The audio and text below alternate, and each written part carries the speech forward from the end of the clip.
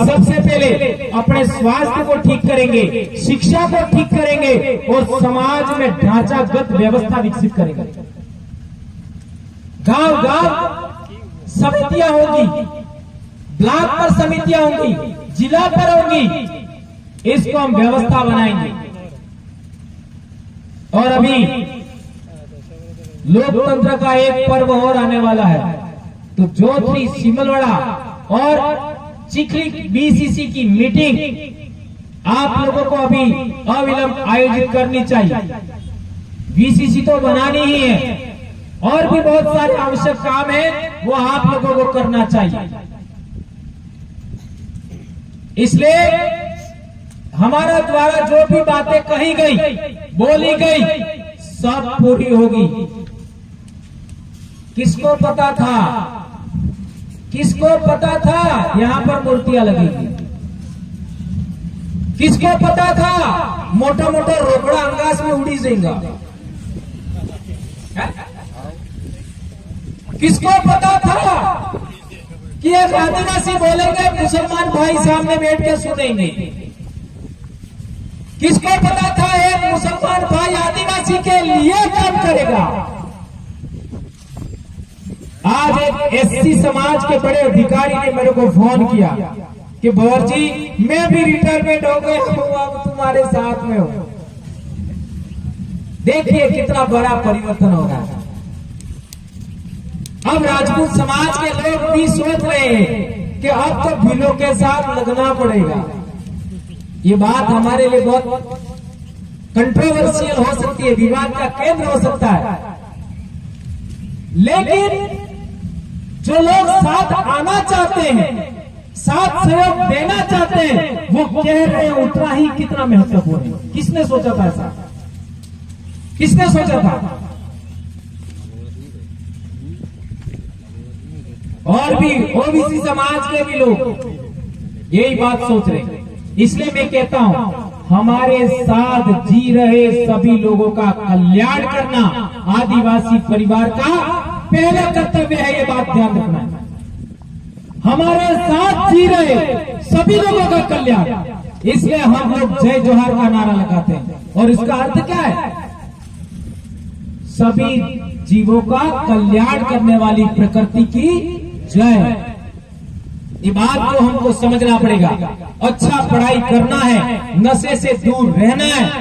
और एक बड़ी बात, हमारे पूर्वजों के 300 सालों की मेहनत कि आदिवासी इलाके में दारू नहीं बिकना चाहिए, ये भी हमको आगे बढ़ाना है। सबसे बड़ी बात, अंग्रेजी शराब हर हाल में रोकना है, हर हाल में।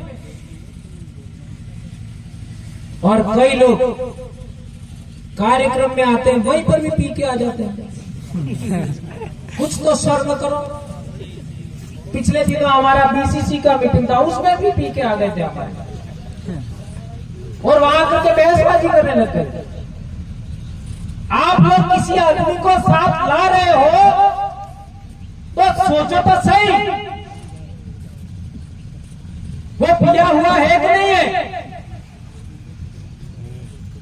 ये मुझे कहना पड़ रहा है।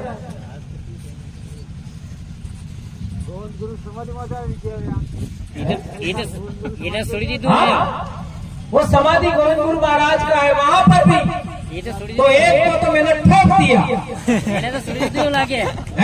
गुजरात में कंबई बेसबाजी कर रहा, मेरा गुस्सा आ गया, एक को तो मैंने ठोक दिया। तो अभी हमारे जोतरी पाल के उदयलाल जी थे, रोज साहब, वो कहते थे कि मतलब एक आपको जोड़ो बढ़ावो, एक आपको जोड़ो तो फिरवा काम आवेगा नहीं, यहां बल्ले काम आवे तो हम जिसको कोई कहता। अरे हम इंसान है भाई, जो कहा गया और क्यों कहा गया सोचे तो सही, समझे तो सही। सबसे बड़ी बात याद रखना, आज के बाद बीसीसी की जो व्यवस्था है वो किसी भी हाल में बंद नहीं होनी चाहिए। बीसीसी की व्यवस्था किसी भी हाल में बंद नहीं होनी चाहिए। बीसीसी की व्यवस्था किसी भी हाल में बंद नहीं होनी चाहिए। यह हम सबका दायित्व है। यह व्यवस्था भंग नहीं हुई और अनुरूप आप चले तो हमारे 2008 से हम लड़ाई लड़ रहे हैं आरक्षण की, वो भी 2028 में पूरी हो जाएगी। लिख लो आज के दिन में कह रहा हूं, क्योंकि हम 10 से 12 विधायक भेज करके राजस्थान में भेज देंगे और वहां ट्राइबल एडवाइजरी काउंसिल में प्रस्ताव तय है, पास होगा कि 5वीं अनुसूची के अनुरूप, मूल भावना के अनुरूप आरक्षण लागू हो, क्योंकि ट्राइबल एडवाइजरी काउंसिल में विधायक बैठते हैं और उसी ट्राइबल एडवाइजरी काउंसिल में यह प्रस्ताव पास होगा कि शेड्यूल्ड एरिया के अंदर, आदिवासी इलाके के अंदर जितनी भी अंग्रेजी शराब की दुकानें सब बंद। और बड़ी बात, जितने भी शेड्यूल्ड एरिया के अंदर खनिज खनन हो रहा है, मार्बल खनन हो रहा है, वो आदिवासियों की सहकारी समितियों से खुलेगा। अब आदिवासी सहकारी समितियों के पास पैसा कहां से आएगा? तो हमारे इलाके में जितने भी सरकारी बैंक हैं वो आदिवासी सहकारी समितियों को लोन देंगी और जिला कलेक्टर के नेतृत्व में उनके निर्देशानुसार खनिज संपदा का खनन किया जाएगा। इससे हमारे समाज को बहुत सारा रोजगार मिलेगा, पैसा मिलेगा। जमीन हमारी है, खनिज हमारा है। कोर्ट ने भी कहा, सुप्रीम कोर्ट ने भी, हम खोदेंगे। अभी बांसवाड़ा में 2 सोने की खदानों के लिए नीलामी हुआ, वो हमको मिलना चाहिए। पीपलकुट में 2 जंगल की जमीन पर खदाने हैं, उनका नीलामी होने वाला है। और यदि आदिवासी जंगल की जमीन पर बैठ जाए तो उसको उखाड़ देते हैं और बाहर की कंपनियां गैर आदिवासी लोगों को यहां जमीन देते हैं। ये साइन करके दे कौन रहा है? नेता लोग दे रहे हैं। इसलिए सबसे पहले नेताओं का इलाज शुरू हुआ। ये बात आपको समझनी पड़ेगी। इसलिए समाज के लिए जीना सीखिए, खुद के लिए। यदि आप समाज के लिए जियोगे तो खुद का काम होगा, और खुद के लिए सोचोगे तो न समाज का होगा न तुम्हारा होगा। ये बात ध्यान रखिए। अभी मेरे को सुनने में आया है कि 84 में जितने कार्यकर्ता सब खड़े हैं। अब कहां खड़े हैं वो आप सोच लेना।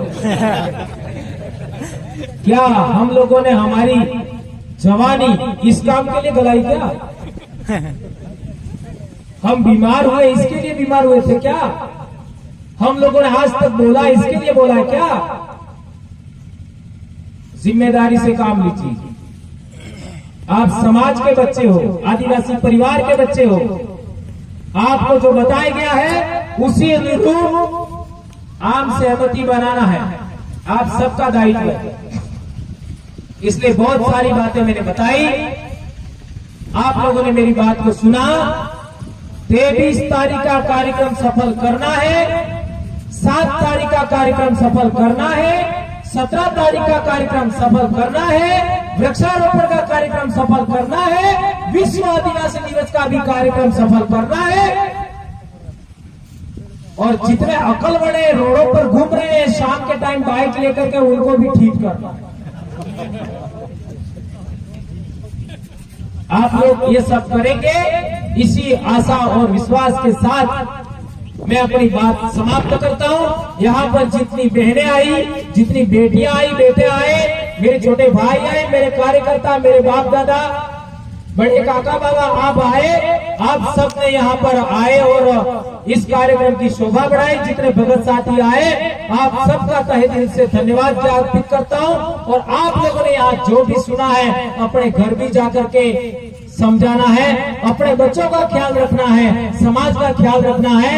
आप लोग एक माली हैं, जंगल की बगीचे की सुरक्षा करने वाले। इस तरीके से आपको स्कूलों को भी चलाना है, समाज को भी चलाना है, गांव को भी चलाना है, और आप ऐसा करेंगे, ऐसी आशा अपेक्षा करता हूं मैं। हाँ भाई, दादा अपना सुरक्षित कर रहे हैं।